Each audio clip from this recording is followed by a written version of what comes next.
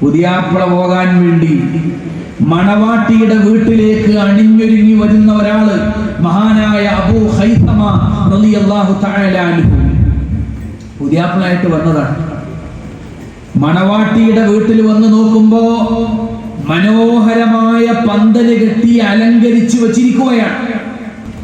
അവിടെ ഏറ്റവും നല്ല മുന്തിയ ഈന്തപ്പഴങ്ങൾ ഒരുക്കി വെച്ചിട്ടുണ്ട്, ശീതളമായ മധുര പാനീയങ്ങൾ ഒരുക്കി വെച്ചിട്ടുണ്ട്, സുന്ദരിയായ മണവാട്ടി അണിഞ്ഞൊരുങ്ങി നിൽക്കുന്നുണ്ട്. അബൂ ഹൈതമ റളിയല്ലാഹു അൻഹു മണവാളൻ കയറി വന്നു. അദ്ദേഹം ചുറ്റുമിങ്ങനെ നോക്കി, എന്നിട്ട് പറഞ്ഞു, മാഷാ അല്ലാഹ്, എന്താ ഈ കാണുന്നത്? മനോഹരമായ പന്തൽ, പകുത്ത് പാകമായിട്ടുള്ള മനോഹരമായ ഈന്തപ്പഴങ്ങൾ,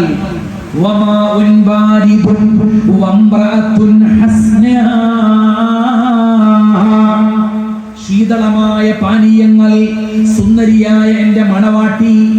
അല്ലാഹു തആല എല്ലാ അനുഗ്രഹങ്ങളും ഒന്നിച്ച് എന്റെ മുന്നിൽ കൊണ്ടുവന്ന് തന്നിരിക്കുന്നു. പക്ഷേ റസൂലുള്ളാഹി സ്വല്ലല്ലാഹു അലൈഹി വസല്ലം ഫീ ലജ്ജിൻ വരീഹിൻ വഗുബാർ. അല്ലാഹുവിന്റെ റസൂൽ യുദ്ധകളത്തിലാണ്. പുണ്യ റസൂൽ സ്വല്ലല്ലാഹു അലൈഹി വസല്ലം അല്ലാഹുവിന്റെ ദീനിന് വേണ്ടി പോരാടിക്കൊണ്ടിരിക്കുമ്പോഴാണ് ഞാനിവിടെ ഭൗതികമായ ലോകത്തിന്റെ ആസ്വാദനത്തിന്റെ പറുദീസ തേടി വന്നിരിക്കുന്നത്.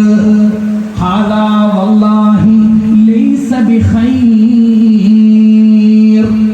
എനിക്ക് ഉറപ്പാണ്, അള്ളാന്റെ റസൂലിനെ രണാങ്കണത്തിൽ ഇരുത്തിയിട്ട് ഞാനിവിടെ മണവാളനായി ഇരിക്കുന്നത് ഖൈറുള്ള കാര്യമല്ല.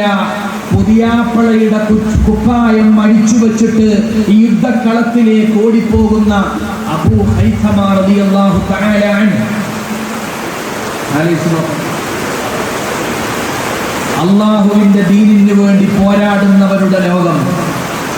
രാവും പകലുമില്ലാതെ മദീനയിലെ വീടുകളിൽ ആവേശത്തോടുകൂടെ ആണും പെണ്ണും ചർച്ച ചെയ്യുന്നത് രക്തസാക്ഷികളുടെ കാര്യമാണ്.